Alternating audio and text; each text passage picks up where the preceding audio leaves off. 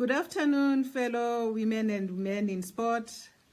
Welcome to our 2020 SAWASF National Advocacy Conference.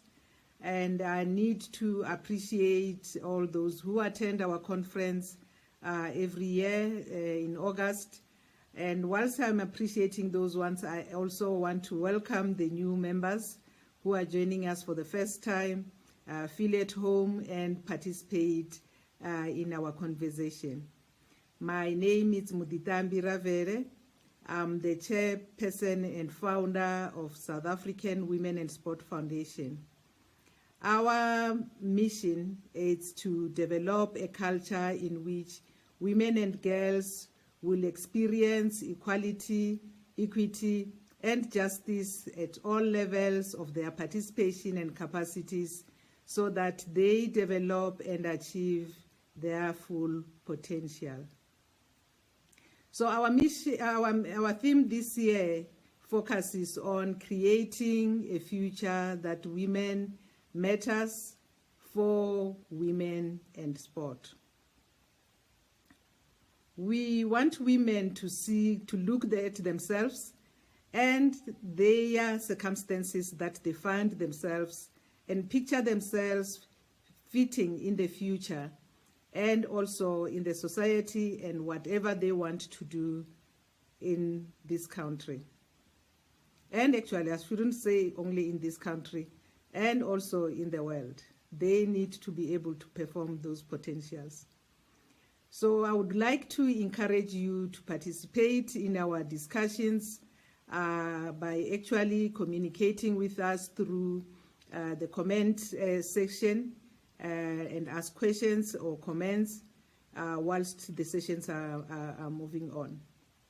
Today, we are discussing a very serious issue which affects us in this country, and our President Ramaphosa also is actually championing that, and that is the pandemic of gender-based violence. But we are not only focusing on that, we want also to focus on sexual harassment, especially in sport as a whole. In our conference, we have invited even international speakers. We have included them in our program because we want to know also what is happening globally, because we find ourselves in the global village now in such a way that whatever is happening in the US or in Canada, it could even be happening here in South Africa. So we want to share those experiences.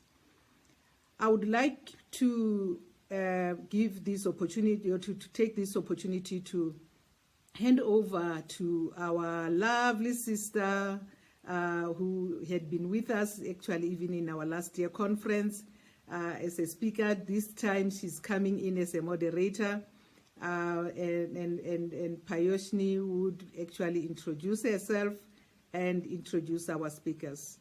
Over to you, Payoshni. Payoshni is Payoshni Mitra. She is our moderator. Over to you, Payoshni. Thank you. Thank you so much. Thank you so much, Ms. Raveli, for having me once again at the annual advocacy conference of South African Women in Sport Foundation. I'm really honored to be here. I won't take too much time because I know there is a fantastic lineup of speakers in this panel. I obviously have spoken on this issue last year, and I would say a few things before I hand it over to the first speaker. One of the things that we must remember that in 2007, the International Olympic Committee Executive Board adopted a statement on sexual harassment and abuse in sport. Harassment and abuse in sports can take various forms and are not restricted to only those that are sexual in nature. And therefore, the International Olympic Committee included gender harassment, sexual abuse, homophobia, hazing, and bystanding to the different broad categories, as different broad categories of sexual harassment and abuse. And we spoke about it in the last conference in Pretoria. Um, the, However, we also did work on a petition, and that petition was sent away by the South African Women in Sports Foundation to SASCOC and other authorities. And I believe Ms. Ravili is in touch and is still pursuing so that something works out. The authorities in sports take real action on these issues, which are extremely important in order to increase and maintain girls' and women's participation in sport. I will read out the petition because I think it was an excellently written petition. And I want to remind you what, as a foundation, South African Women in Sport Foundation have been doing on this issue. And I think that will be a great introduction to this panel.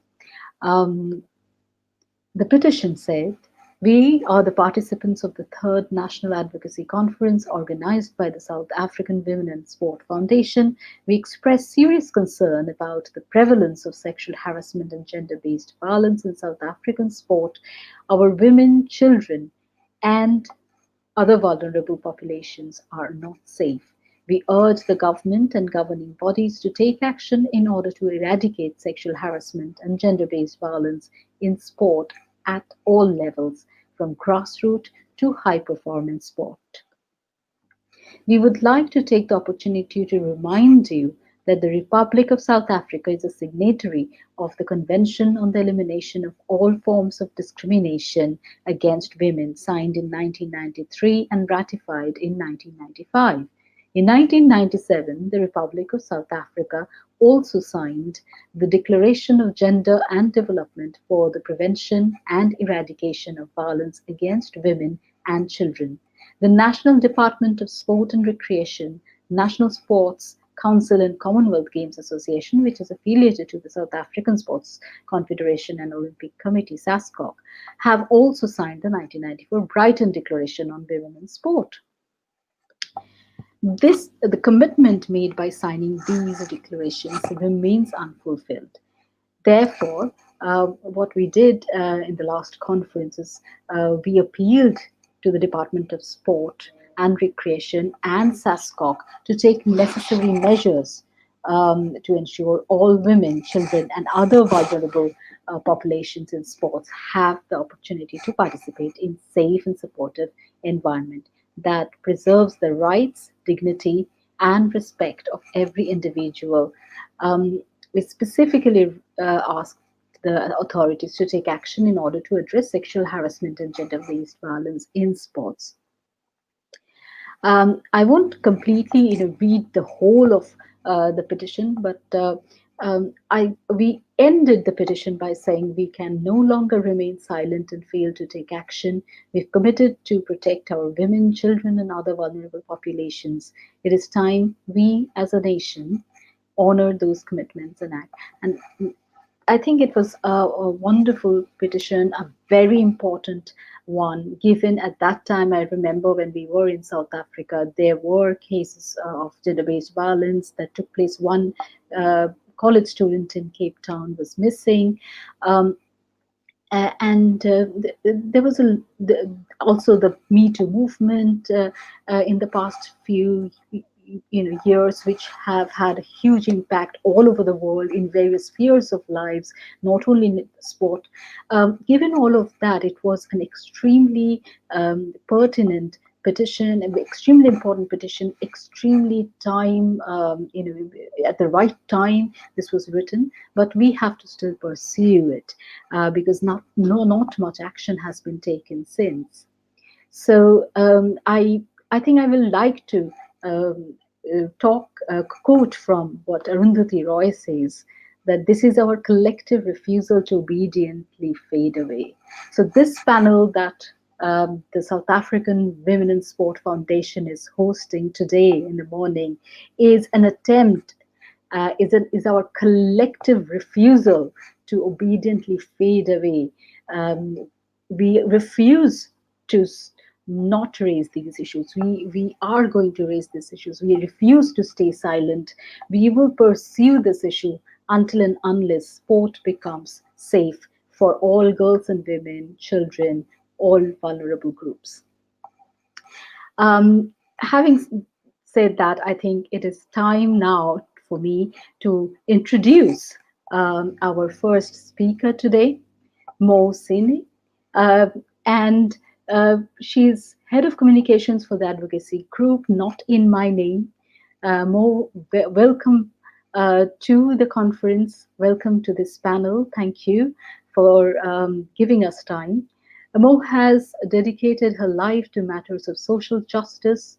She primarily advocates against rape culture, femicide, and the commoditization of women and children.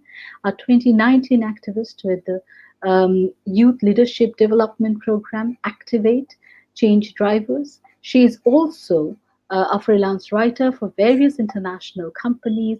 She's a Bachelor of Psychology graduate and aspiring professor of neuropsychology. Her favorite quote is, "The secret of leadership is simple. Do what you believe in, paint a picture of the future, go there, people will follow." I welcome Mo Seni to come and give her her talk to the audience who we really can't see. I wish we were able to see them and meet them face to face, but these are different times across the world because of the pandemic. But we are finding ways to not only communicate, but to join hands to fight all kinds of negativity and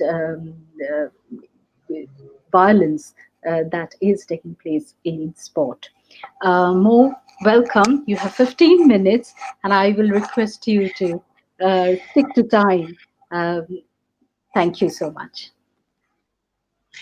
Thank you so much, Dr. Payoshni. I'm really glad to be part of this initiative. I also noticed that I'm in a panel with doctors, so aspiring to be a professor of neuropsychology, I think I'm on the right track. So I'd like to now share my screen without further ado. I think you did the introduction very well. I don't think I will have to then reintroduce myself. So let me just, there it goes. All right.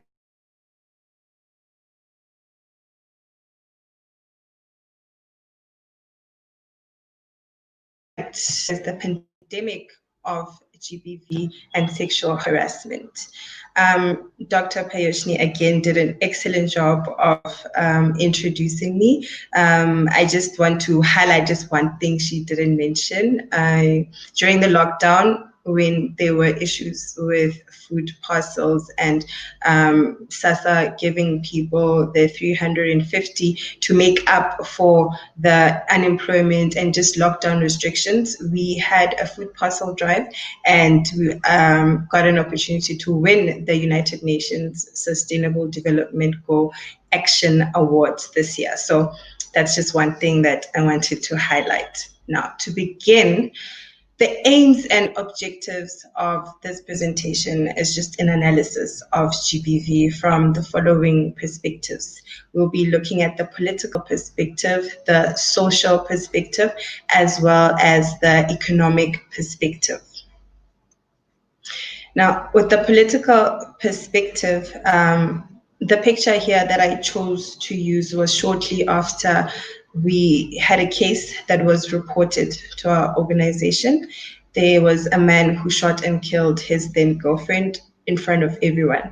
And what surprised me the most was that this case, when it was reported, was already 8 years old, and it kept being remanded, and people didn't want to be called up as experts, not even expert, as just witnesses to the crime. So it was surprising to me as to how far the bystander effect, that means just keeping silent in the face of adversity. It was surprising to me how the bystander effect crippled people. So immediately after it was then reported to us, we followed up, and the man was then sentenced to life, and he is currently serving his sentence now. So with the political perspective, what I've come to see is that there's the South African Police Service, there's law and legislature, and then there's also correctional services. Now, with SAPS, they're not compliant with the Domestic Violence Act, and they are experiencing a shortage of police officers as mandated by international standards. What this means is that 69% of detectives have not attended their gender-based violence training that should be in the basic skills curriculum. And with the shortage of police officers, there's about 60,000 police officers that are not within the force. So out of all of them, instead of having a ratio of 1 police officer per 282 people, it's 1 officer per 383 people.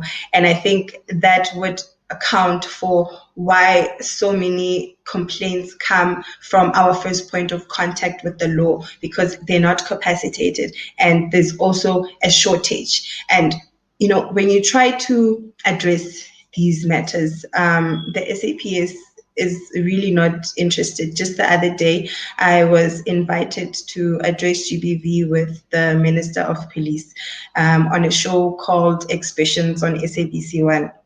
The Minister of Police didn't come, but the National Divisional Commissioner was there. And instead of addressing the issues, they were deflecting back to the community, saying that it's the community's responsibility, it's society's responsibility. And when I asked about their own internal matters, that is, they are not compliant with the Domestic Violence Act, what is their response to that? There was no response. Nobody said anything, and that was just that. So I feel that if our first point of contact with the law is not capacitated, anything else higher than that will be quite difficult, because just now in lockdown, there were 5,082 cases that were reported. 3,373 of them resulted in arrest, with only 204 convictions. So from 5,000 cases, only 204 people were convicted. So I think there's an issue with how the SAPS decides to conduct investigations and their demeanor when they do it. That's why they send the victims back to their perpetrator, or they force them to deliver their own protection orders. I mean, how do you give somebody a paper to go give back to a perpetrator who just assaulted her? That it's not going to work. So the laws and legislature as well are designed in such a way that they protect the perpetrator before the victim. So I don't think that bail is something that can, I don't think bail is something that should be considered as a deterrent. I mean, the implementation of no bail for perpetrators of GBV should be prioritized, because they don't pose as a flight risk at this point. They have no reason to run, because they know that the law is protecting them first. And you will often see with them not wanting to publish the name of the perpetrator, but the victim's face, the victim's address, her entire life is up for everyone to see, even before court. So why is then the perpetrator absolved from all of that? I feel this also reminds me of what Thomas Sankara said, that the onus should then be on the perpetrator to prove himself innocent. So if we operate from that kind of reasoning, I think people will not find themselves in a situation where they need to be explaining themselves in the first place, because they understand that they are towing a very dangerous line. And we'll see this in correctional services. I don't think that it's built to reform or to provide some kind of rehabilitation, because most of the perpetrators of GBV are repeat offenders. And when they come out of there, they're hardened criminals, and they are then released back into society. There's been numerous times when people have been just sent back out because of some presidential pardon, or just they feel that it's time to let people out. But are they really fit to come back into society? And what kind of programs are they actually implementing within the prison system, within the so-called correctional services, that ensures that people do not come back out to be repeat offenders? So that's the political perspective. And the social perspective, I have another quote that I like by Martin Luther King this time. It says, "Those who love peace must learn to organize themselves as effectively as those who love war." And I feel this is evident in certain conversations that men would have.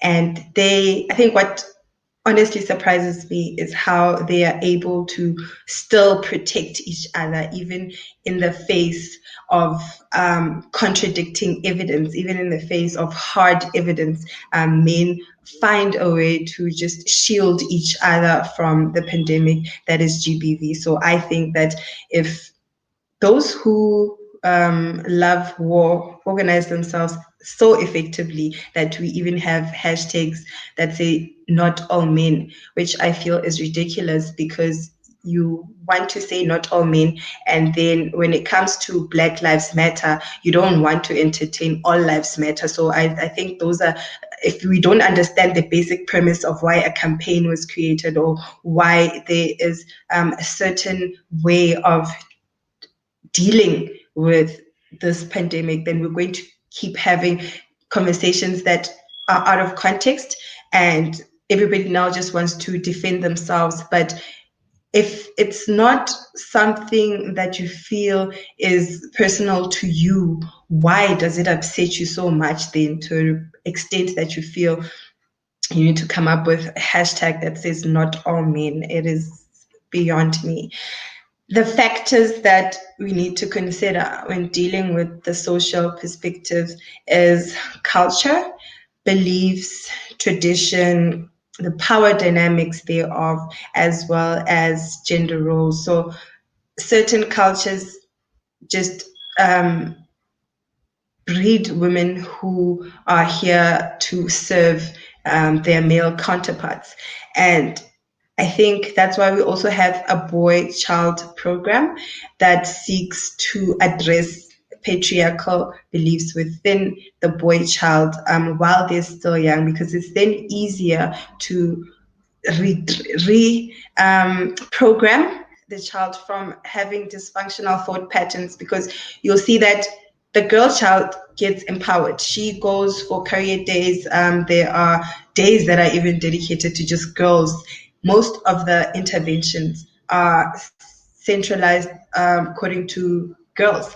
But then the boy child doesn't receive as much attention. And then when the boy child and the girl child meet in adulthood, there's obviously going to be some cognitive dissonance, some conflict, because one has been taught that no, a woman can speak now, a woman can work now, she can choose not to have kids now. A woman's body is her own, she's her own agent. You don't necessarily have to depend on a man to validate your existence.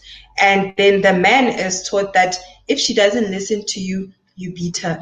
If you're in a relationship, it's an automatic yes to sex. A husband can rape the wife. So those are contradicting statements that are being taught to both of the genders. And when they meet later in adulthood, then there's a problem, because one was neglected, the other was empowered, and yet we expect the neglected boy child to then act accordingly. And you'll often find that men have these comments that they make when they say that women have too many rights. And I never really wanted to understand where that was coming from until it was a pattern of responses. And I feel that I'm tracing it back to the neglected boy child. And I think it's also imperative that we address the difference between when somebody's justifying something and when they're just simply telling you what is. So there's right, there's wrong, and there's something that just is. And I feel most of these things are what, or rather the inability to distinguish between right, wrong, and something that just is what cripples us as a society from a social perspective. You'll see with tradition and beliefs and power dynamics, all of this seeks to other the woman, to silence the woman, to make her subservient to the man.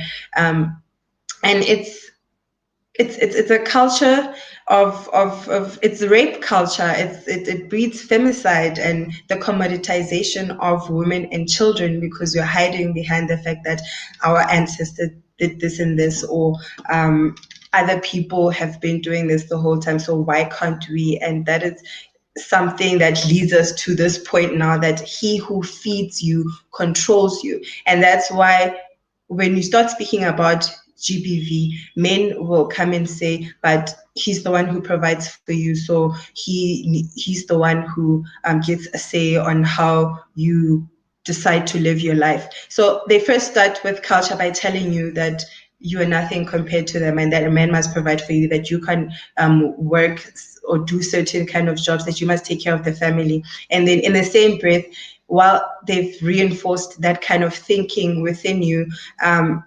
they then try to back you up into this corner where you now don't even have a choice, where the man is in control, where you have to, if you want to leave, your only hope is to go to a shelter, because you've alienated your family, you've alienated your friends, because that's how an abuser works.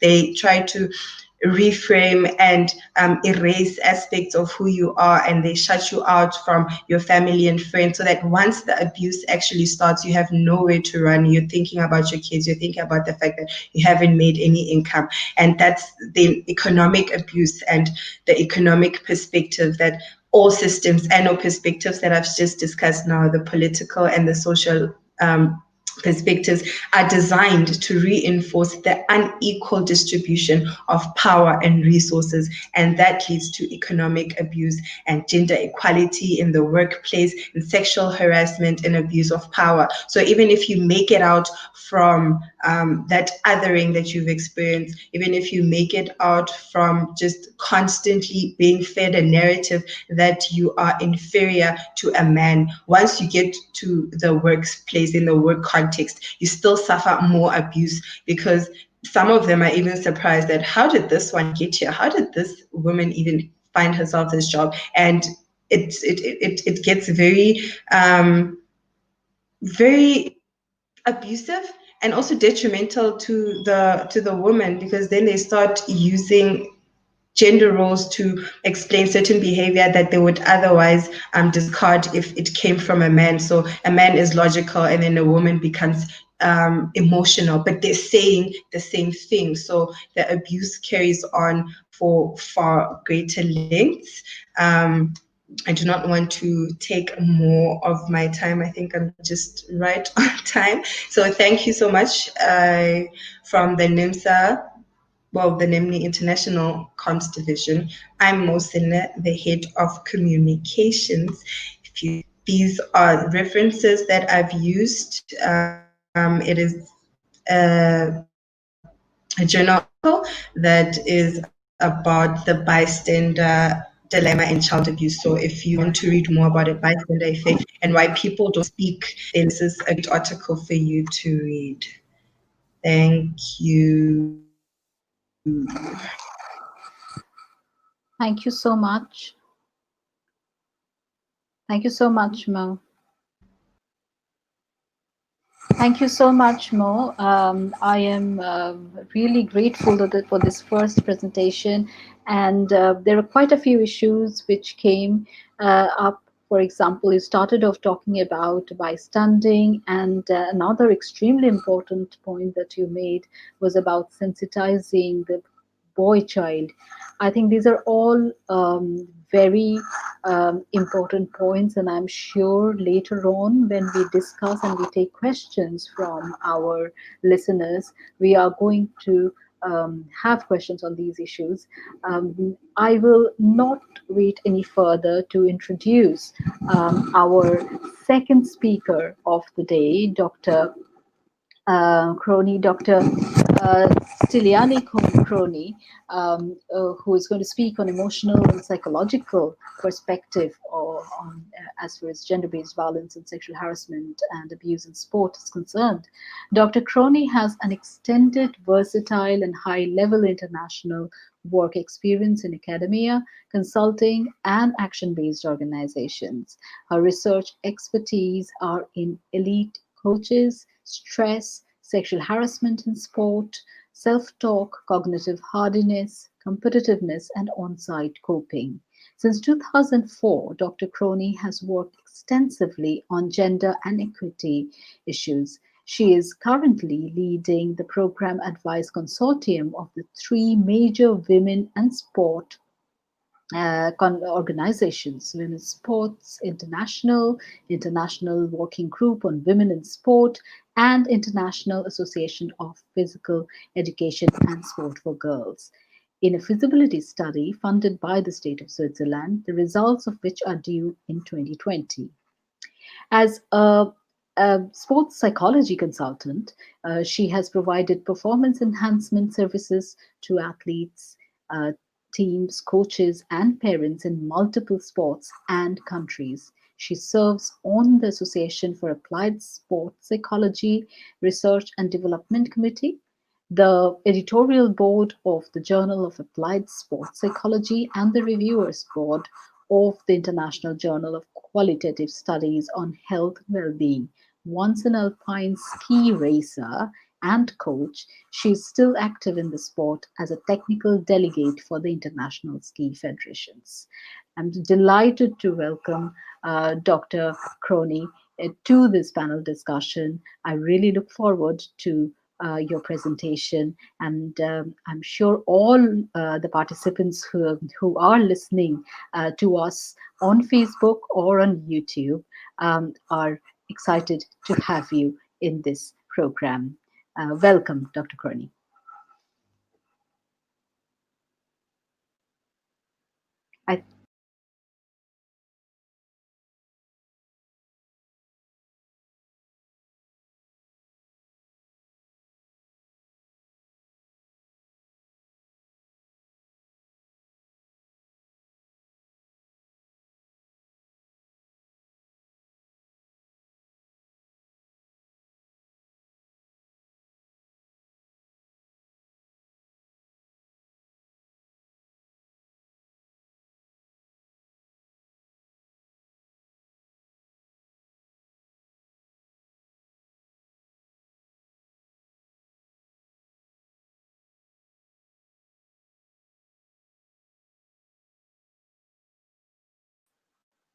Dr. Crony, your microphone is on mute, so we haven't been able to listen to you. I'm really sorry. Hello, is this? Yes, now it's perfect. Okay. Thank you. Thank you. Okay. Can you hear me now? Yes, we can. Thank you Okay. so much. Thank you.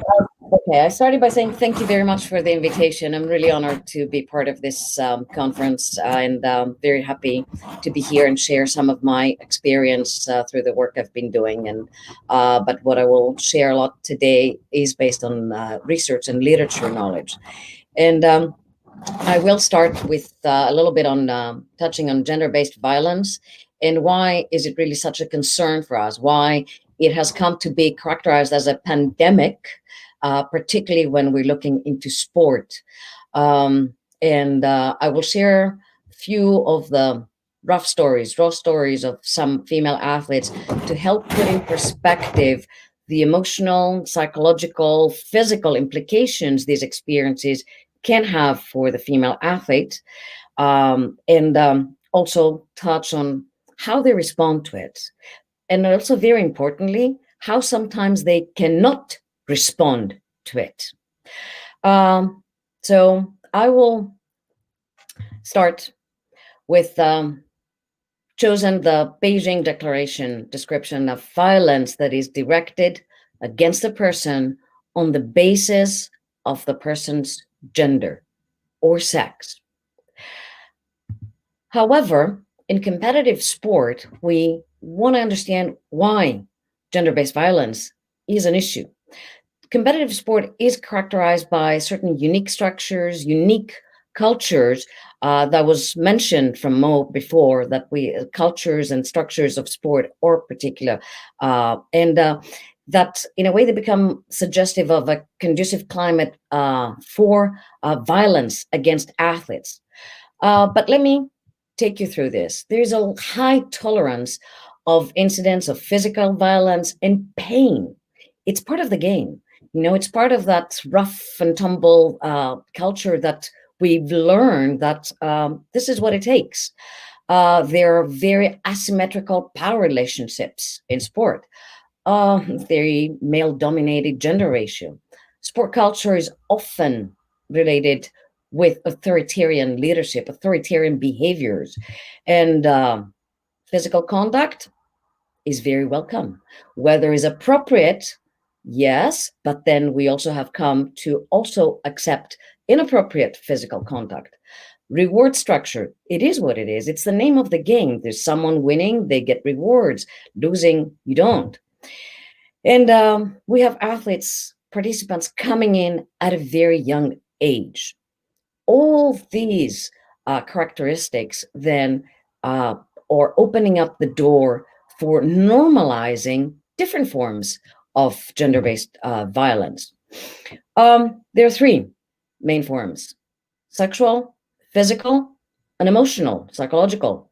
And they can all go together. It's not that if you have one, the other one is out. When we come to sexual, we talk about sexual harassment, sexual abuse, attempt to rape, or sexual exploitation.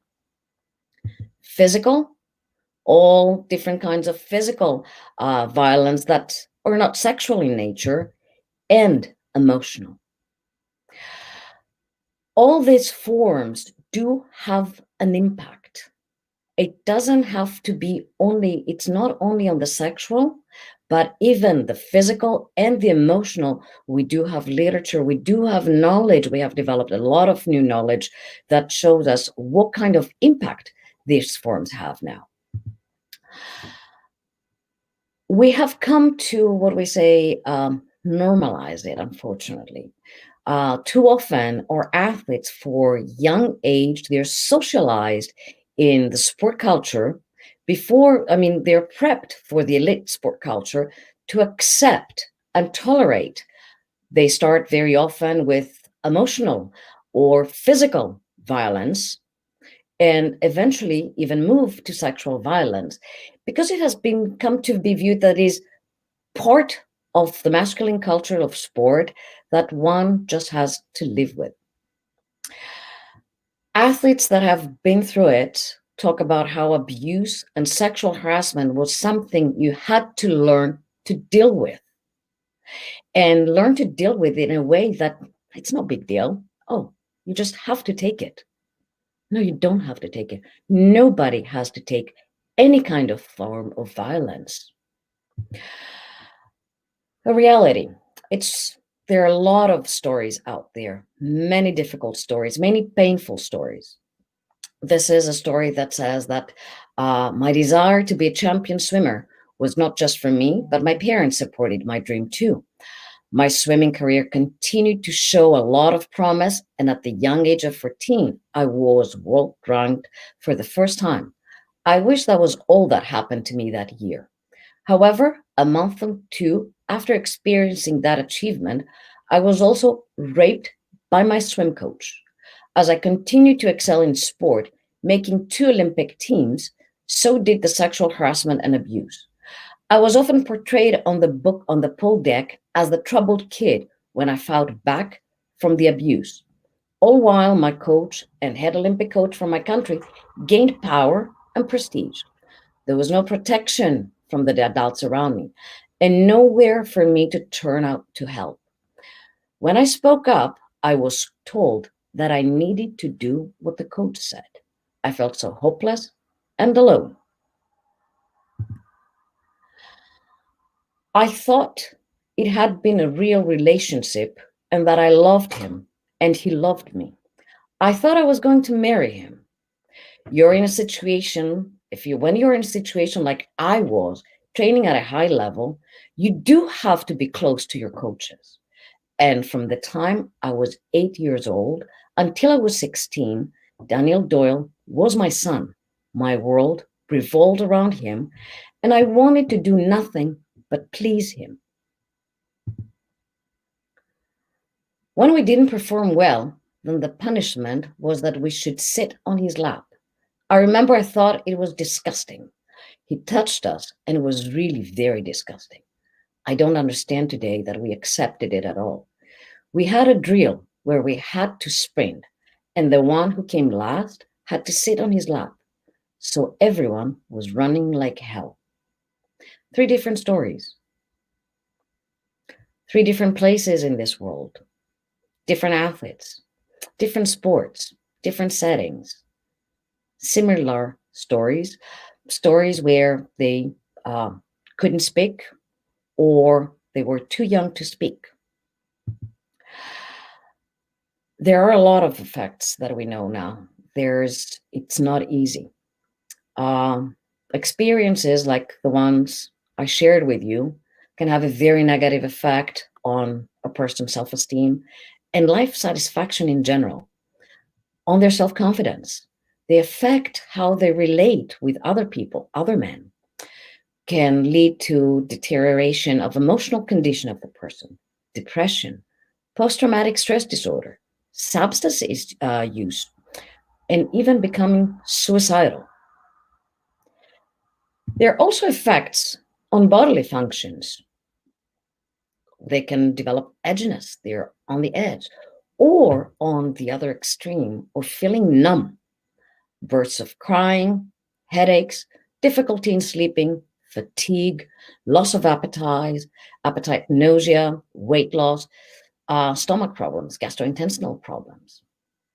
And of course, we also know that there are a lot of implications for their work environment, the environment where they function in.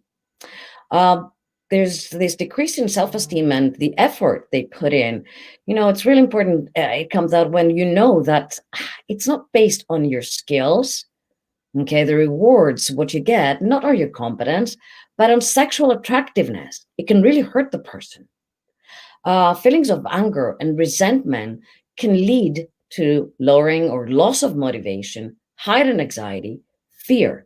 And yes, there can be impact on performance in many different ways and many different reasons, because there is decrease in effort or can be decrease in information and support at the workplace, because we see changes also in the behaviors of others. There can be withdrawal, the person withdraws, the person resigns. Relationships with co-workers are impacted, and most often on the negative way. We have very often people that have been victimized, they get also transferred. They also have to pay double price. New work tasks are given to them. Their regular work tasks can be taken away from them. Information is kept away from them. They can be ostracized. We can even have cases of dismissal. They're fired. Looking particularly, though, into sport and the impact of such experiences, gender-based violence experiences in sport, we have seen about decrease in motivation of the athletes, of practice and competition performance, decrease in satisfaction, confidence, difficulty to concentrate, anger, irritability, all kinds of negative feelings, damage in their relationship with the coach and other people, challenges with relating to other people, even drop out, leave the sport. So one thing we know is that these experiences are disempowering. These experiences lead many women to devalue sport and go away from sport, leave sport. They also lead to many women, when they grow older, keep away their daughters from sport. So there are some other long-term effects. How these women respond, how these female athletes respond. Disgust is the number one emotion. Fear, discomfort, anger. It does bother them. It's not an easy experience. But we have also behavioral responses, and this is really key to look into. Passivity, being passive, really not responding to eat, is the most common response. Avoidance, direct confrontation, or confrontation from humor. You know, it's interesting that the direct confrontation, we can see it usually from older, more mature athletes, and passivity is most common among younger athletes. Overall, being passive, not doing anything about it, is a common, very common reaction. And it's very often that people cannot understand why you can't say no, why you can't stop it. Well, when all your hopes and dreams for a future are in this training, or in this competition, or in relating with some of these people, especially if they are inside an athlete's entourage, coaches, managers, doctors, physical therapists, it's not easy to say no, because you're literally saying no to your dream. It is important to understand why it is so difficult for athletes to say no. Some athletes did find ways to stop, to cope with. Some do not come in contact with the perpetrator, change their training habits, change their behaviors, so they become more distant, as they call them, more professional, change the setting or the location of their trainings and competition to be less at risk. It's interesting to see that in order to cope, the victim has to change everything, or a lot at least. When also we do have female athletes that do face long-term consequences, and it's not very easy to cope. Heightened anxiety that can be long-term can be there with them. Loss of interest in their sport, impossible to accept the experience, and have become violent or emotional. Long-term therapy, long-term counseling. It is very key to know that sometimes some of these incidents, like the stories that I shared with you, maybe the first one where the athlete talked about and responded that rape, it's crystal clear to call it straightforward. It's wrongful, unethical, illegal, all these things. But some of the other stories may not be so straightforward, like the second story of Kyla, that she thought she had a relationship. Really? Can a minor have a relationship? Is it really a consensual relationship with a coach that has decision-making power over the athlete? And how often do we see this where when there's success, oh, we're good to erase everything, all good, no harm, because we got the medal. But no, harm has been done. The medal does not erase the harm that has been done on the person. There is a contradiction in sport. Sport worldwide is really used as this amazing pill that can help us go through a lot of pain. War issues, conflict, disaster. Yeah, let's put together sport programs and make things better. But at the same time, we know for a fact, sport is full of unsafe, traumatic, disempowering experiences that do take some women outside, take them away from sport. And we need to end this contradiction. Zero tolerance, and no one can be neutral. This is the two things we have to keep in mind among a lot. Thank you.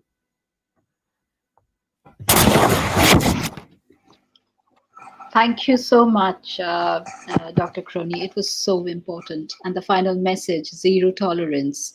is extremely important. I mean, we have been bystanding for a long time, and it's time that we stop doing that.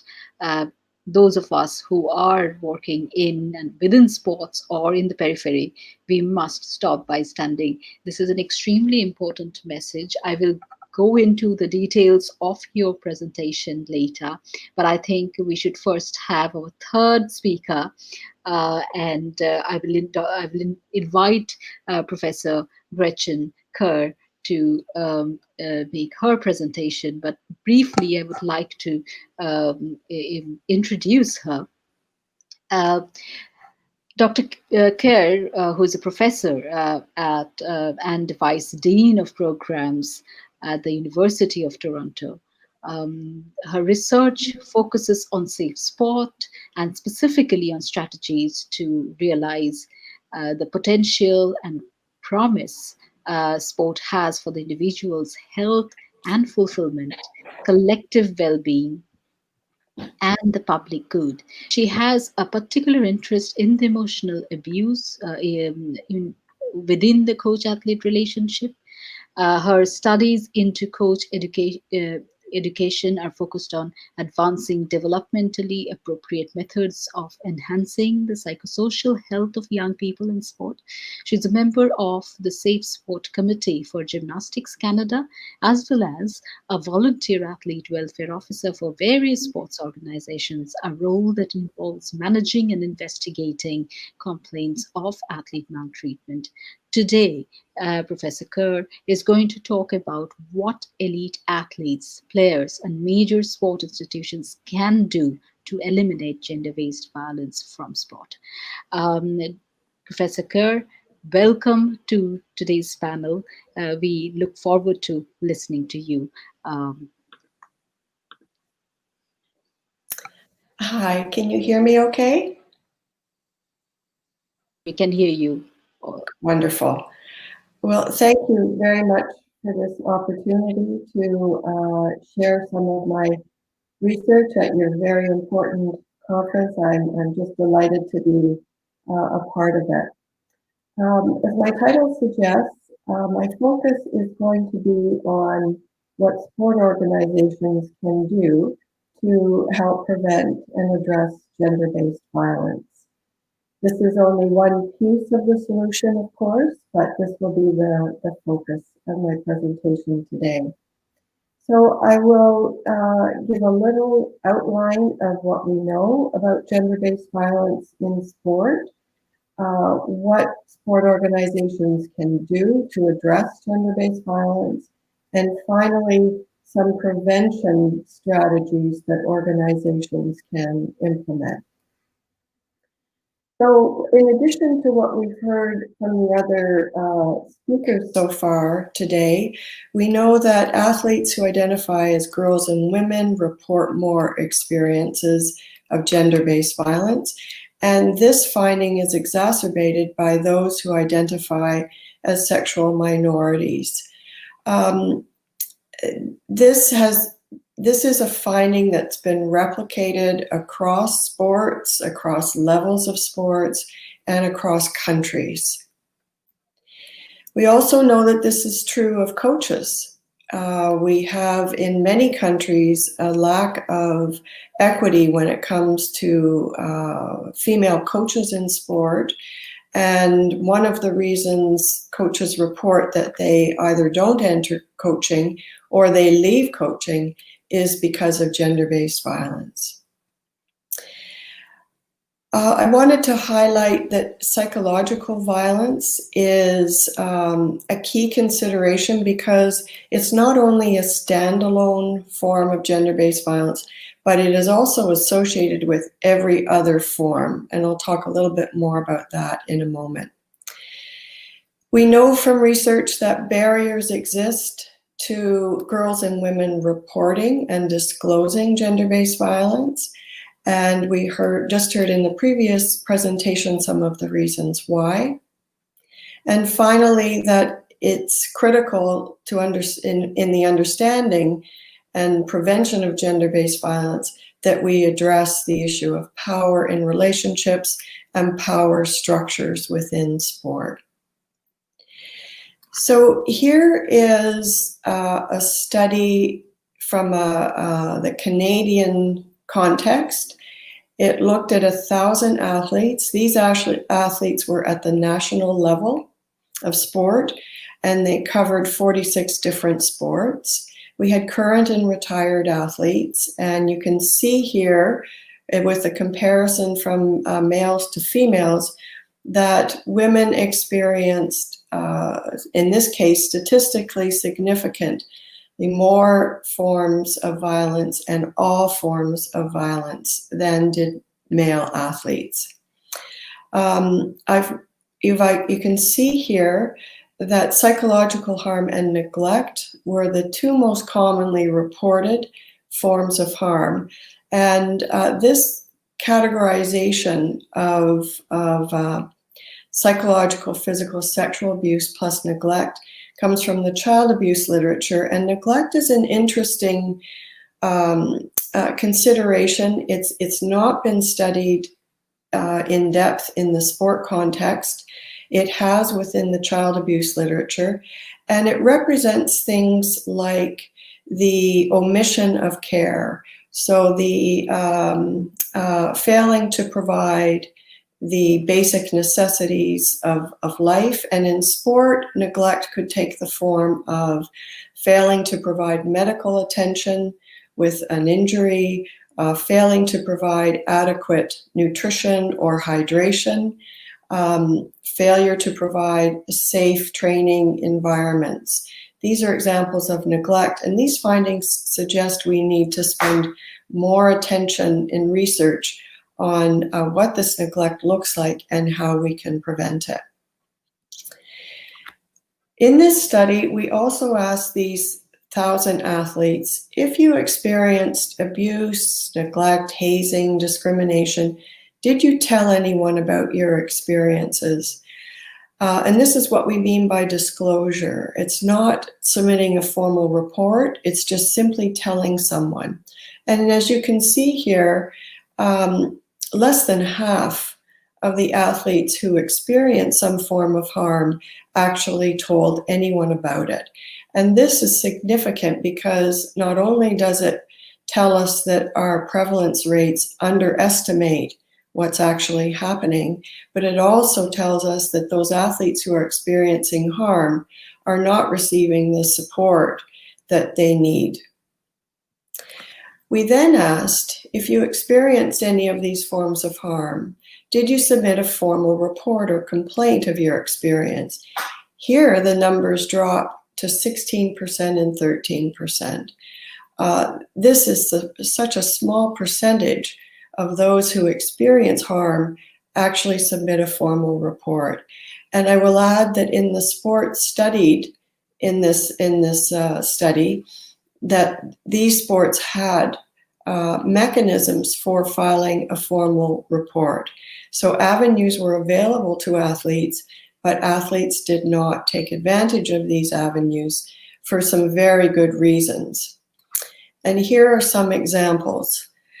The athletes felt silenced, they felt threatened that they would lose their career, that they would be removed from the team, that they would lose their funding, basically that there would be negative repercussions if they spoke out. And as you can see in the last line, they didn't want to jeopardize their career. The athletes also don't report because of conflicts of interest in the mechanism.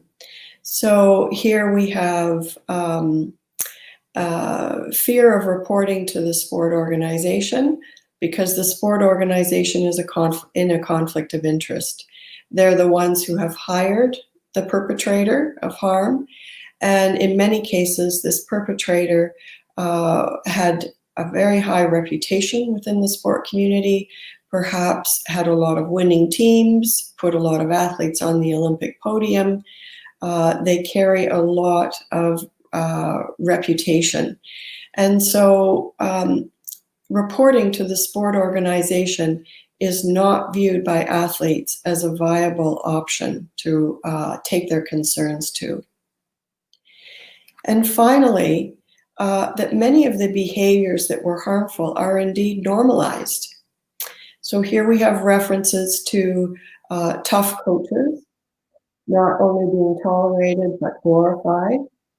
And as the quote below suggests, that so many inappropriate or in fact criminal coach behaviors are mislabeled as being passionate, necessary to develop mental toughness in athletes.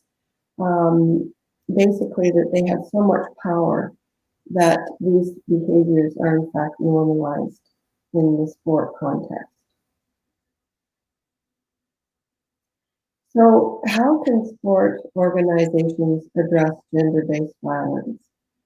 And before answering that question, I just want to contextualize the strategies for addressing gender-based violence are multi-layered, that there need to be strategies at the individual level. So for example, how can coaches share power in a way that gives athletes more autonomy and agency over their own health and well-being? What can coach-athlete relationships look like to enable healthy encounters and reduce this power imbalance and therefore gender-based violence? We'll talk a little bit about organizational influences, and we must remember that what happens in sport is often a reflection of what's happening in the broader community with respect to such things as criminal codes and gender equity. So while the strategies for addressing gender-based violence are multi-layered and multifaceted, for the purpose of this discussion, I'm going to focus in on the organizational level. So the key to addressing sport or addressing gender-based violence within sport organizations is that there are independent reporting mechanisms. And what do we mean by this? We mean that athletes need a confidential place to take their concerns, that the procedures are fair to all parties. And this is important. Although the research indicates that false reporting is a very rare occurrence, we do have the adults in trusted positions of power in sport who are very concerned about this, and dealing with it, making the processes more transparent, will be more accepted if they are viewed as procedurally fair. We need them to be comprehensive. There has been a well-deserved focus on sexual violence in sport, and this focus needs to be maintained. But let's broaden it to include all forms, such as psychological and neglect, which are not only linked with sexual violence, but are prevalent forms of violence in and of themselves. They need to be trauma-informed. And this means separating disclosures from reporting processes. Athletes who have been victimized need a place to take their concerns without the pressures to report as well, and to link these processes in ways that the victim does not have to keep repeating their stories and be re-traumatized every time they tell their stories. The people who have suffered from gender-based violence should be able to access supports, even if they tell someone and don't report in a formal complaint way. And most importantly, as the athletes said very clearly in their reports, this independent administration needs to be separate from the sport organization. It needs to be completely independent or arm's length from the sport organization, because there are just too many conflicts of interest when the complaint process resides within the sport organization itself. And finally, it needs to incorporate sanctions. The only way victims of gender-based violence will feel comfortable reporting is if they know that there will be measures of accountability, that their reports will be taken seriously, that they will be believed, and that they will be acted upon. And finally, that regardless of the processes, that there are supports and resources for survivors. In terms of prevention, what can we do in order to avoid gender-based violence from occurring in the first place? This is a far larger task for us in sport. It requires policies that are not only transparent, that the community is educated about, but they are survivor-centric. In other words, they're informed by survivors' experiences. They consider survivors' needs, for example, not having to retell their trauma over and over again. Preventing gender-based violence has been shown, at least in the corporate world, that the more you increase women in leadership positions, the more likely it is you're going to have fair and transparent policies and programs, and that there is a close link between gender equity within an organization and the reduction in gender-based violence. So these two notions of gender equity and gender-based violence are closely entwined. So we need more women in coaching positions. We need more women heading up sport organizations. In Canada, we are adopting what's called a gender-based analysis in many aspects of our life, in education, in the business world, and we're starting to do this in sport. And what this means is reviewing all policies, programs, decision-making processes, communications, etc., to see whether women, non-binary and trans women have been considered. Do they reflect the experiences of women? Do policies, programs, etc., represent the needs of women? Do they reflect gender equity? One can only look at the communications that are represented from any organization to see how well they represent experiences of women and the diversity of experiences women have. And finally, this notion of accountability, that in some sectors, an annual report card of gender-based violence reports have had tremendous influence. It not only highlights the extent of the problem, but it provides a baseline against which to measure progress. So it's a wonderful way to assess, are these interventions around policies and programs actually working? And in a public way, it can show who is doing well and who is not doing well. And of course, for a sport organization, a lot of reputational damage can occur if the report card indicates that they are not doing well relative to other sport organizations. And where possible, link funding to gender-based violence indices.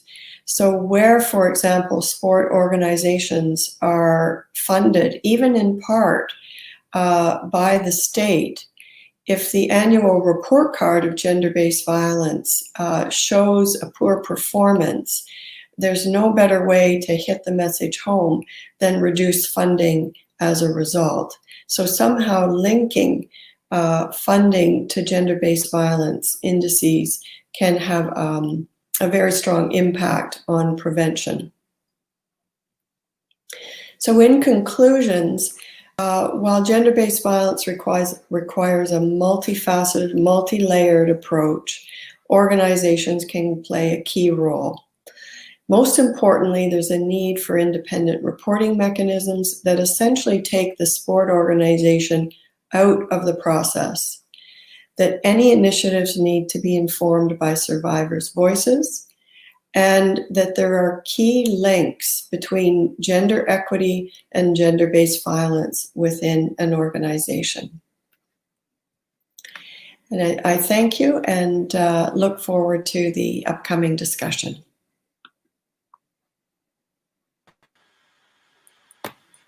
Thank you so much, Professor Kerr. It was a wonderful presentation. I'm sure all the listeners attending today's panel will benefit from the conversations that we had this morning, and especially some of the points that you raised about the problems in reporting process.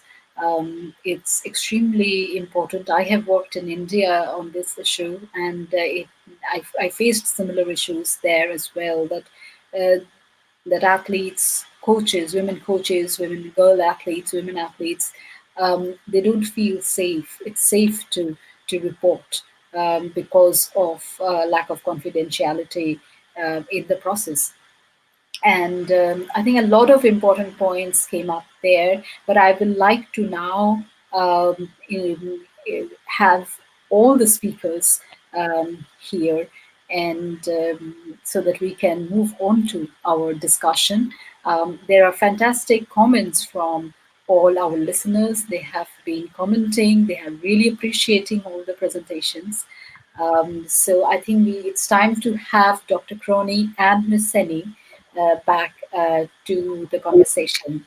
Thank you so much to all of you for making such important points. It was such a, I think, well planned. I must thank Ms. Ravili for organizing this panel, where we had all these different perspectives coming in, giving someone who probably is not that initiated a comprehensive picture of around issues on gender-based violence and sexual harassment in sport.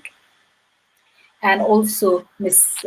Seni's presentation, I believe, also talked about what's happening outside sports as well, sort of what's happening in the larger society.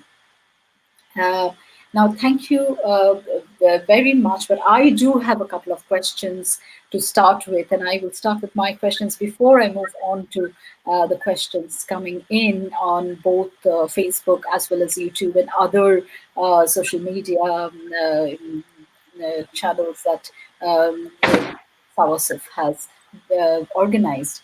So my first question to Ms. Sini, one of the things that you particularly talked about is, while it's important to focus on girl children, it is important to have boy children and also sort of address them, because it's so important for them to understand these issues. So would you like to elaborate on that? Okay, thank you very much for your question. So what we do at Not In My Name International is that we have several divisions within our organization, and one of that deals with educational institutions. And so we have a boy-child event, boy-child program, where we go for scouts, and this is like outdoor activities.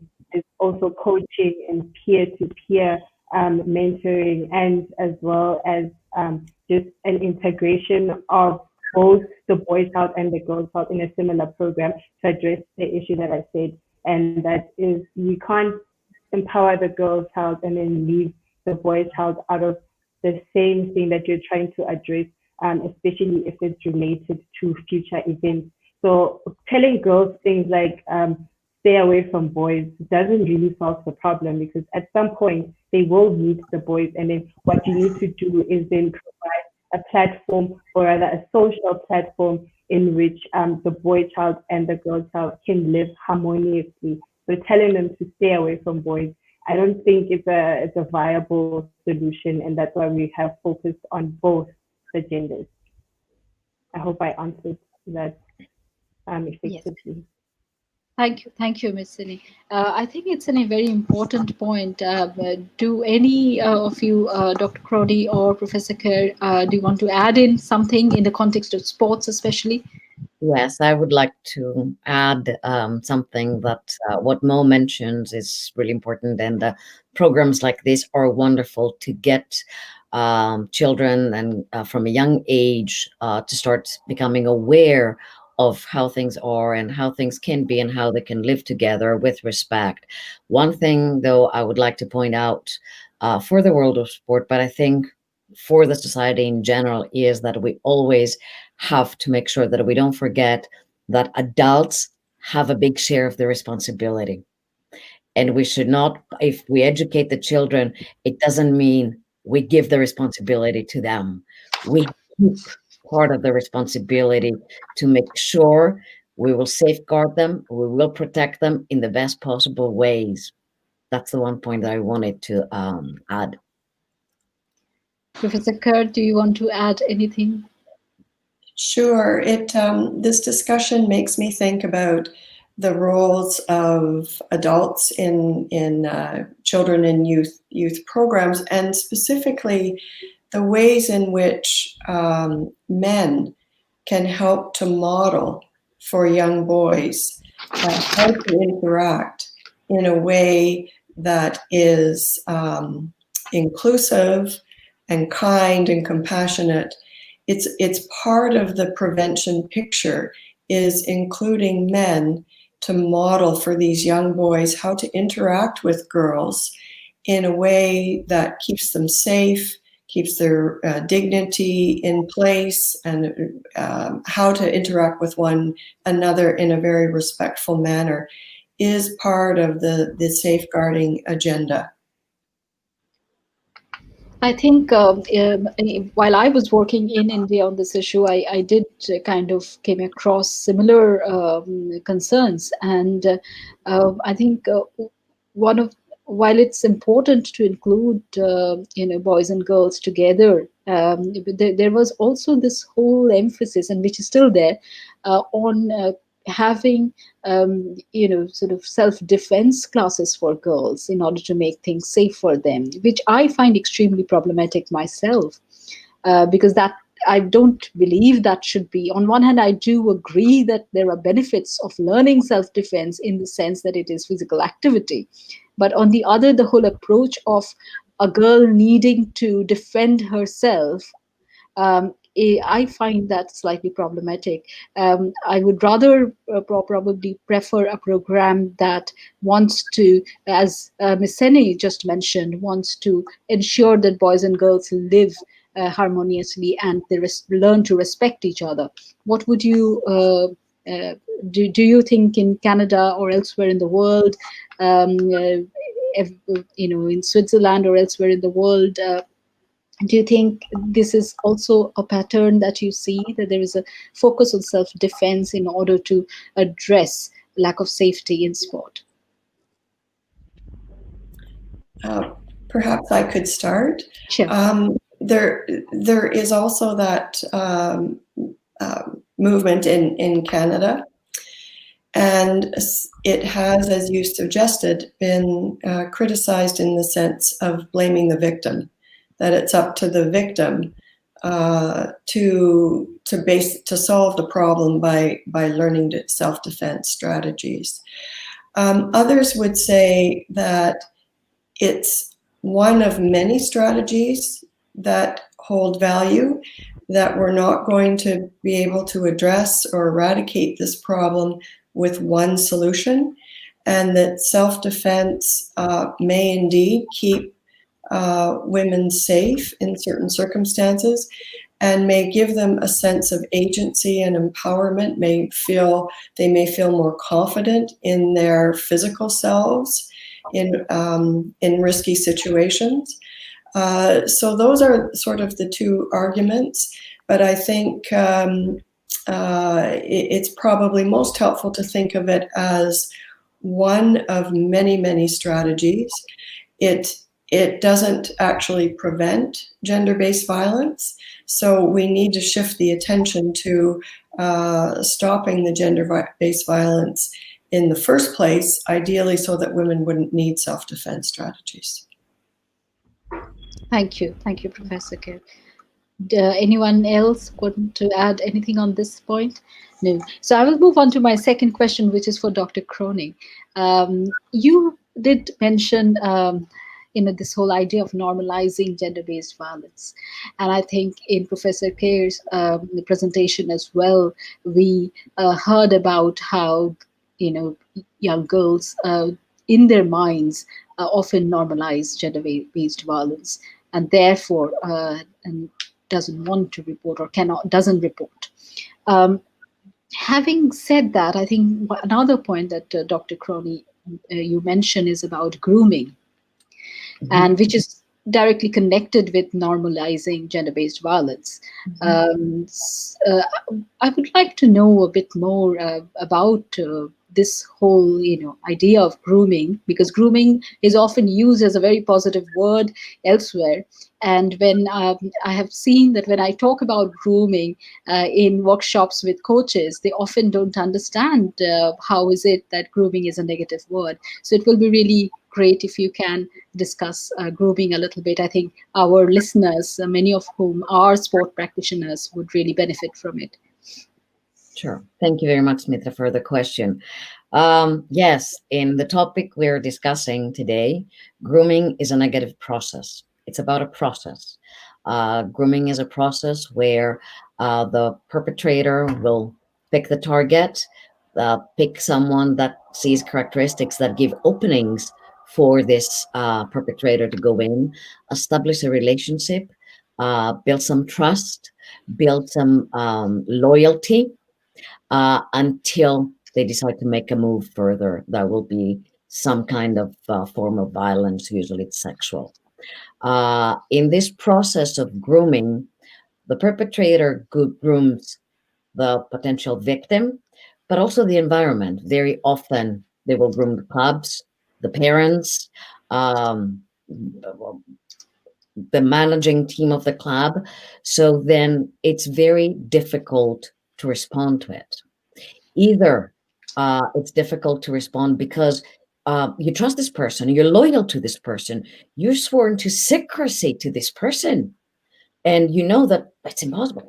Or because the person has groomed the parents, it's impossible to see bad is happening. So one thing I say often is that we are, a lot of us are groomed into blindness. We're groomed to be blind, not seeing what is really happening.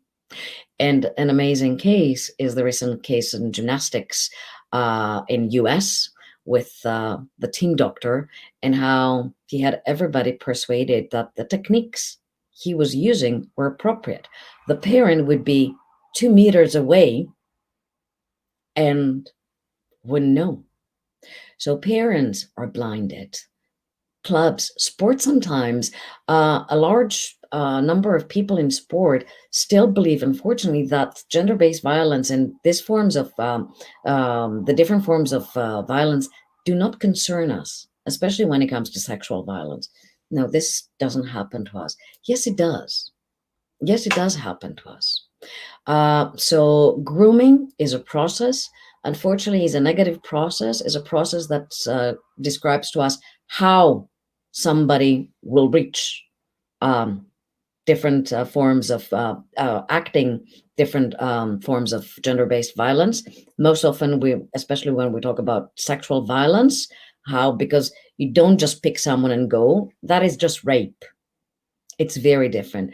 But we groom the athletes to accept it so they won't resist to it. We groom the parents, we can groom the club, we groom the teammates. But also, remember the one point that I made, sometimes for the athletes, for the parents, for the teammates, it's very difficult to take a stance, to move a step outside of being a bystander, because they have something very big to lose, the potential for an elite career. That is very important to keep in mind. Besides grooming, the cost. There is huge cost involved if you speak up. Thank you, Dr. Crony. Anyone else, Ms. Saini, do you want to add, have you come across similar issues while you have been working? Uh, have you come across this idea of grooming while you were working with on this issue? Have you seen this? Yes, when I was doing my fourth year, we had to do a practical involve, revolving around certain institutions so that we can get our hours. One of that was a center where they had abused children. I immediately become addictive where children are involved because I really honestly do not understand how somebody gets aroused and even acts on that when it comes to kids to a point where you groom them and try to legitimize something that is so heinous. And another thing that I feel with grooming is that not even just grooming, just general abuse is when the victims themselves start to accept it. Sometimes they even develop what we call a Stockholm syndrome, where you now have some kind of affection for your perpetrator, and you can't speak out on it, and you also start blaming yourself or start asking, what did I do to contribute to this? What if I'm the one who even I don't want to use the word seduce because we're talking about kids. And yeah, it's I feel on a psychological level, it gets very hard for the victim, and so the language that's also being used by media to report, where, for instance, girls or women are the ones who are encouraged to do something um, to prevent them from getting either raped or beaten or killed. I feel that is incorrect messaging that only re-victimizes the victim. So when it comes to the situation of grooming again, there's Stockholm syndrome. There's also reinforcing the already existing self-blame that they are carrying. And yeah, I think I'm going to end there. It's a very touchy subject for me.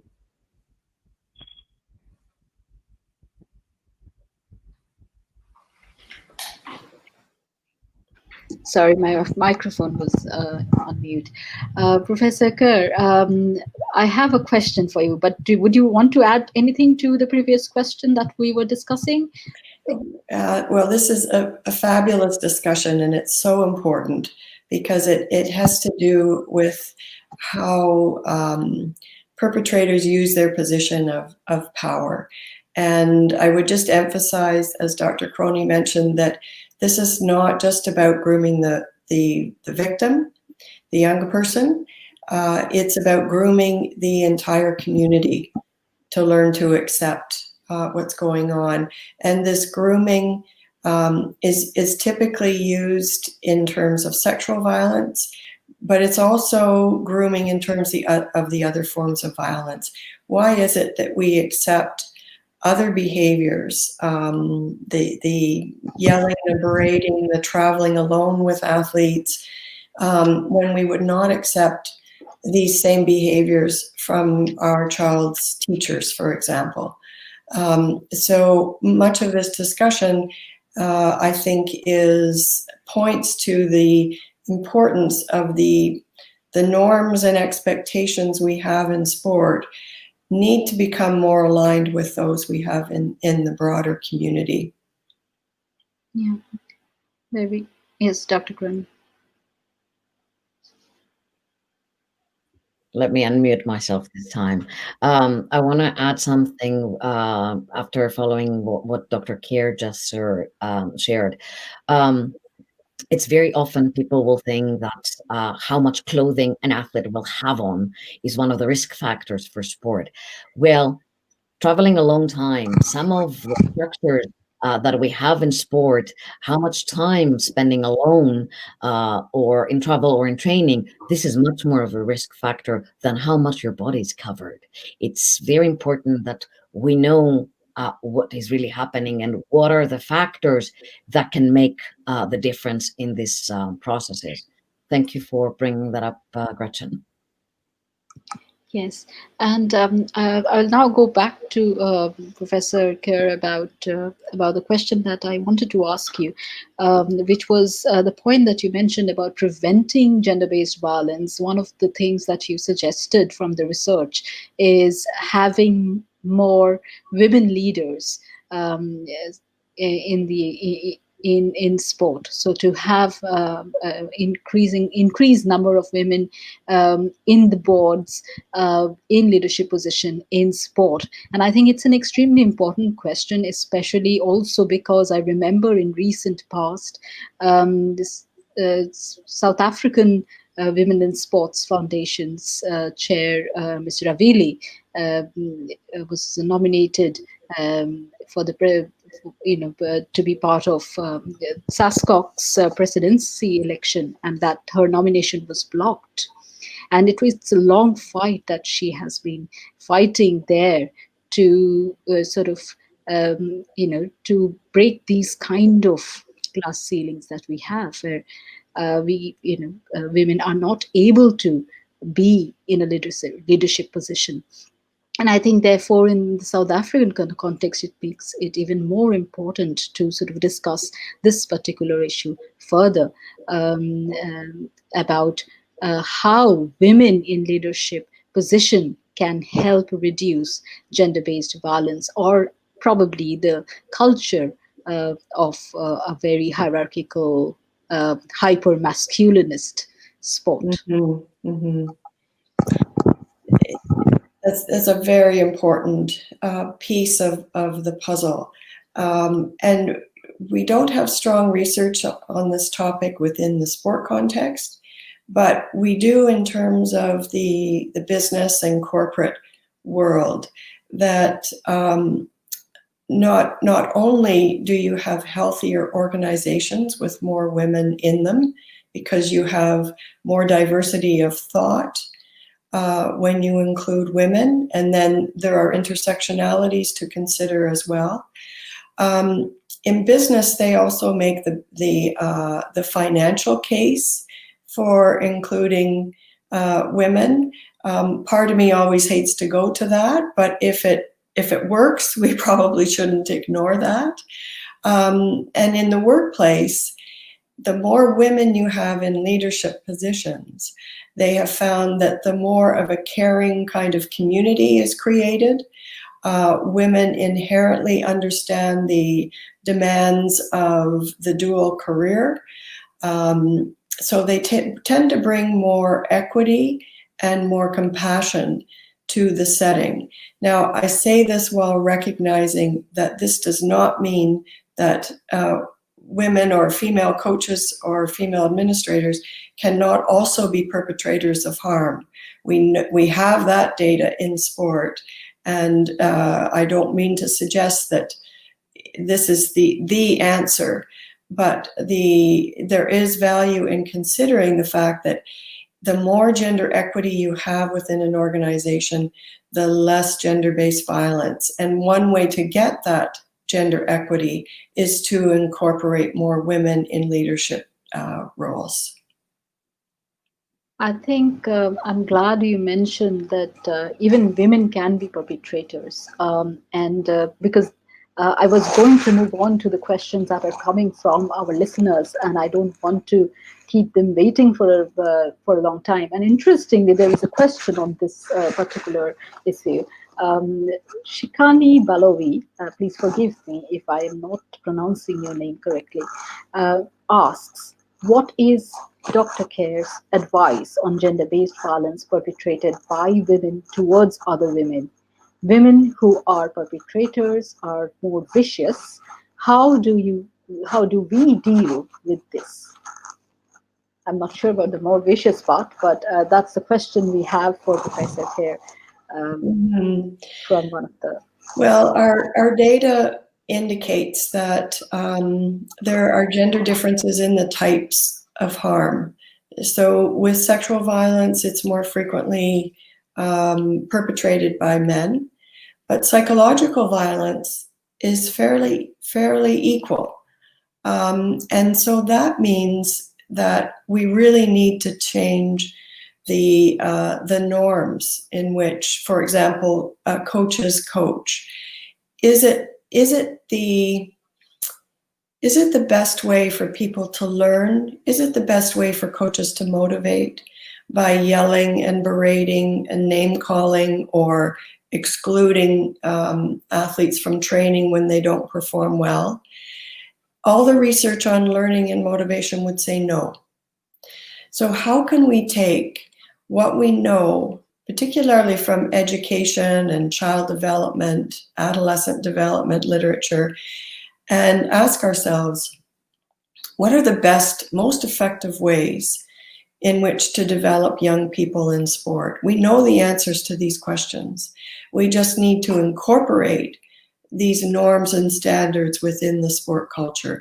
So it's an educational process. We need to help people understand that not only are there other ways of developing athletes, but there are better ways of developing athletes.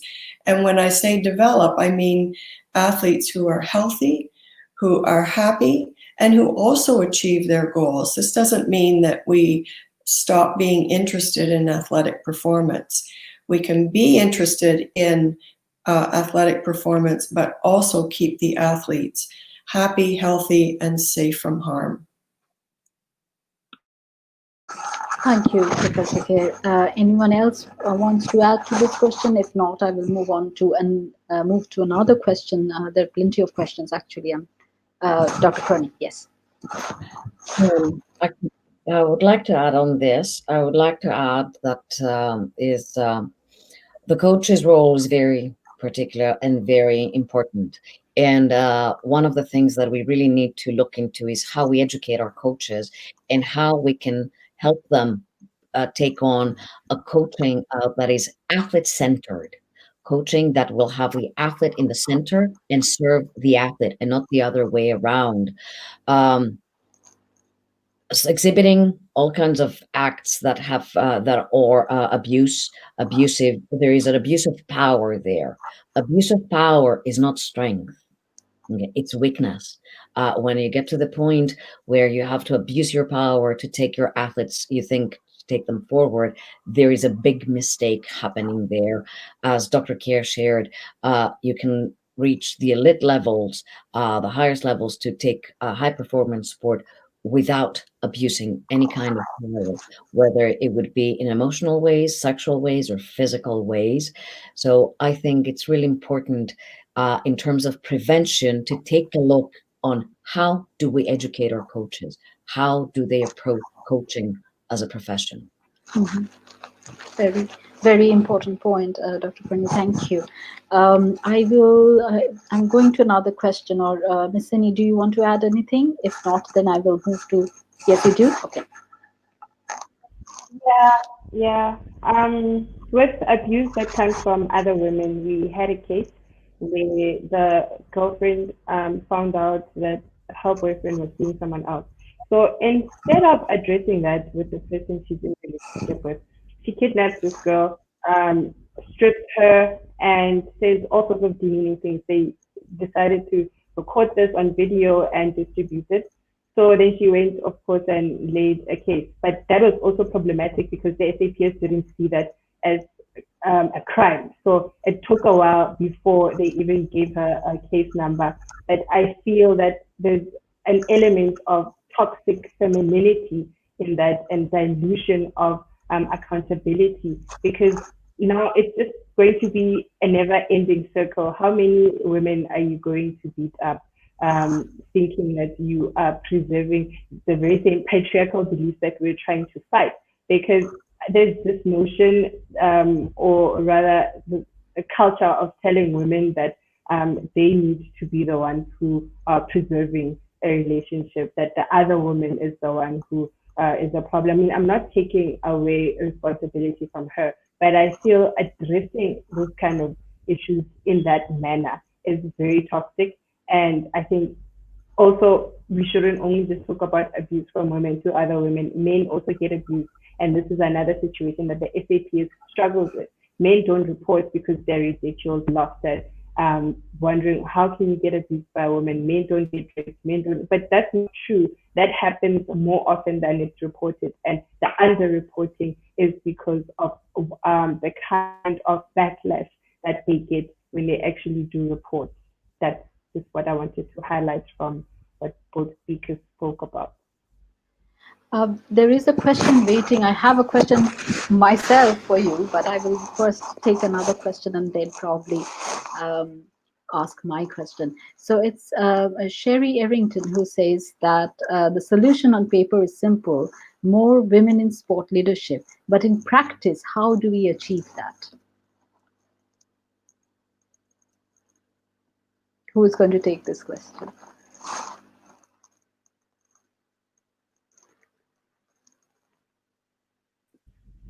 Okay, go ahead.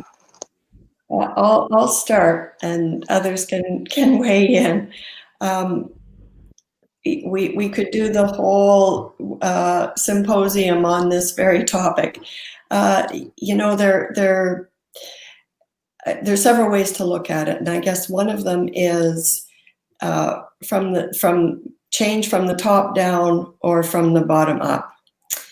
And in many cases, real change doesn't happen unless there are structural changes. And what I mean by that is that there are policies in place that say, by a certain date, 30% of board members must be women. By a certain date, 30% of coaches must be women, for example. And what does that mean? That means that when people are being interviewed for a position, you have to have women in the applicant pool. And if you don't have them in the applicant pool, you can't run the interviews until you find women for the applicant pool. So that's an example of policies. They've been used in North America with respect to gender, with respect to racialized individuals. And it's really setting targets and holding sport organizations accountable for reaching those targets. Like, there are consequences if you don't. So that's a top-down approach. The other approach is a bottom-up, where athletes, former athletes, coaches rally together and advocate. They advocate for people in positions of power to ensure that there are people who look like them in positions of power, that they don't stop rallying and advocating through many ways. There are many ways in which to get your voices heard, to ensure that there's better representation in positions of power. We know from research that young people go into positions they don't see themselves represented. It's a very strong argument for young girls in society at large. And then the last thing I would say is there are many organizations that help us with this, and maybe Dr. Crony is going to talk about this because she knows about these organizations that advocate for gender equity. But those are some ideas to get us started. Dr. Crony. Yeah, thank you very much, Dr. Kerr. As Dr. Kerr started, this is a very long discussion, and it's a wonderful goal that I hope one day we can achieve. We're far from there yet. A lot of things started in the past years with this top-down approach by developing these quotes that require certain numbers of women. It was a great start. Also, at the same time, this quotas, when set, they have been criticized. The bottom-up approach is, I guess, the most desired one, where we will manage to develop and strongly advocate and bring these women forward that we need. It will take time. It will take time, and it will require action and change from all, just like in the topic we have been discussing until now, on how that it takes a village. It takes both men and women to change their perceptions of things, to change their understanding and their approaches, so we can change how things happen, and one day hopefully eliminate gender-based violence for everyone inside sport, men and women, everyone. Same thing with leadership, getting more women in leadership positions. It will take some time. Even we've seen examples, and they have been even documented in some studies, even with the quotas that were put forward, let's say, for example, from IOC some years ago. We saw in some cases where how some federations in a way played tricks. Instead of bringing women in order to bring some women in, what they did is they increased the number of board members. So the men already sitting on the board would not go away, but women could be added. I don't think that's what IOC had in mind. They had in mind that if the board had 16 members, 8 would be women, 8 would be men. Not that we're going to increase the number now to 20 or 25 so we can bring in some women or the percentage.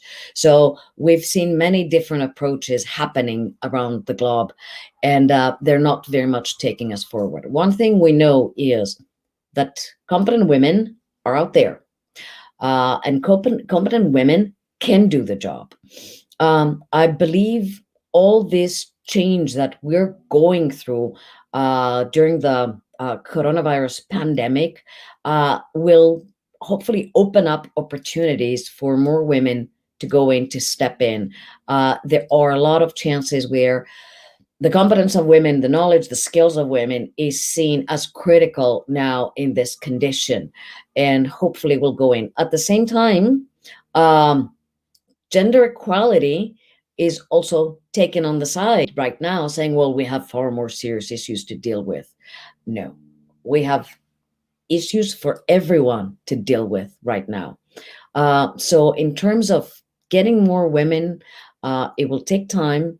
The organizations, a lot of the organizations are running programs to develop leadership, to develop networking. These are important things: networking, skills, mentors. These are external resources and internal resources that someone could really benefit on the way forward. Thank you, Dr. Crony. I can just take one more question, and I have one important question to ask at the end. So I will quickly go there because we are now running out of time. So there is Lorinda Nell, who sent 2 questions which are related. So I strongly believe the norms that should be challenged could be pre-check on coach background, upbringing, psychological data, and general behavior among coaches. The history of a coach, if that makes sense. Just appointing a coach on a L3 or L4 qualification is not enough any longer. She later adds to creating a database with this information for the rest of the sporting fraternity to access could also help to start eliminating the perpetrators from appointments in high-profile positions, but even more so on ground levels with the most soft targets. So I think what in the UK, for example, there is a data of which checks your past. If there has been any complaint against you, you are not allowed to train or work with vulnerable adults, children, and girls and women. So I think that kind of a database for South Africa is what she's suggesting. Do you think that is helpful? Who would like to? Okay. Yes. I can start. Yes, it can be helpful. Yes, it can be, but it needs a lot more. One of the new issues we're having lately, there is a lot of mobility around the world. So if you are in a database in one country, this does not automatically mean that when you move to a new country, you will be in the database. So if you go through record checking, police checks in Norway, and you move to Sweden, your records don't automatically go with you. So you can start a whole new career as a paper trader in another country. So there are a lot of issues we need to consider. There are a lot of things that we have to keep in mind on how we pick the coaches and how we hire our coaches. Maybe there are from the national coaching system registry, maybe they're all required, beside the criminal check, to also go through some education, to go through certain programs that might give them a better opportunity. But definitely, while it is something, it can also be nothing at the same time if somebody comes from different countries. Ms. Sini, you wanted to add something? I have about 4 more minutes, I have been told. Yeah. So, and I have a question for Dr. Okay. Kher at the end. But Ms. Seni, you wanted to add something. Yes, All right. please. Yeah, I'll be quick. I do think that it would help. It would serve as a deterrent. Like I said in the presentation, that Thomas Sankara believes that if the onus is on you to prove that you are innocent, instead of us assuming automatically that you are innocent, then people will find themselves in otherwise compromising situations. And even though the database may not be universal, I feel when you are recruiting, you're going to have to do background checks and criminal checks and everything that has been mentioned. And if the foundation or the association itself has distanced itself from you, I don't think it should be difficult for that person to be ousted in another country as well. And I think it might be problematic legally because when it comes to the sexual offenders list and publishing it and who gets access to it and why, that might also prevent that kind of information just being distributed without proper legalities or laws and legislature, rather preventing people from knowing that kind of information. So yes, it can help, but there are various other potential problems with publishing people's names when they do things like that. So the law is designed to protect the perpetrator, I repeat. Thank you, Ms. Seni. I think extremely important points. We can just go on discussing. There can be many more discussion on these issues. I will still take 2 minutes to ask my last question, and I think I would refer to what Professor Kerr was mentioning in her presentation about athletes and coaches. Girls and women are more likely to be victims of gender-based violence, and LGBTIQ plus community, members of LGBTIQ plus community are more likely to be victims of gender-based violence. And we haven't really expanded on the other minority groups. For example, in a country like which has like the UK, girls and women from BME communities are probably more likely to face gender-based violence. So I was just wondering, there are girls and women who are definitely more vulnerable to gender-based violence, more so than boys and men, as far as data shows us. And there are other minority groups, whether it be LGBTIQ plus community or Black, Asian, Hispanic groups in different parts of the world, who are more likely to be victims of gender-based violence. Would you like to expand a little bit on this issue? Sure, it's a very important question, and in Canada we do have data that speaks to some of the answers to your questions, that racialized athletes experience at least more of certain types of violence, and our Indigenous population also experience more forms of harm. So it does extend to other minority groups. It's clearly a reflection not only of the structures of oppression and power within sport, but within our broader community. I'm sure you've been following the the Black Lives Movement here in North America, which is, challenging the structures of oppression in the broader society. And sport is not immune from that. So we've been talking a lot about having women in leadership roles. We need to extend that to include other minority groups being represented in leadership positions to enable the kind of cultural change that we desire. I will add here that South Africa has a very advanced legal structure and constitution where rights of especially LGBTIQ plus people have been well respected. I hope later on, when we get a chance to again take up this issue in probably the next SAWASF conference, we will be able to expand on on violence, particularly concerning LGBTIQ plus community, which I felt last time when I was in Pretoria in person is still needs a lot of attention. Having said that, I would like to thank all three of you. Do you have any of you have anything to add? If not, I will conclude this panel.